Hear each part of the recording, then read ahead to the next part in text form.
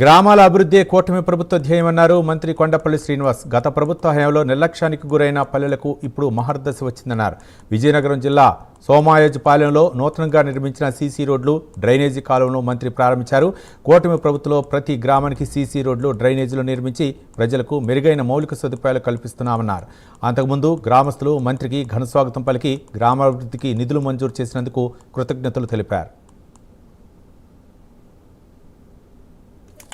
అలాగే ఈ ప్లాంట్ ని కూడా నిర్వహించడానికి కూడా ఒక విధానం ఉంటుంది. నేను 10 లక్షలు శాంక్షన్ చేశాను మార్చడం కానీ, లేదా ఏదైనా రిపేర్ వస్తే దాన్ని అడ్రస్ చేయడానికి కానీ దానికి చిన్న ఖర్చులు ఉంటాయి. ఆ ఖర్చులతో దాన్ని రన్ చేయడానికి ఒక 6,000 రూపాయల గంటతో ఇక్కడ వివోకి ఇవ్వడం చెప్తాం. వివో అంటే మీ మహిళలే, బయట ఎవరు లేదు.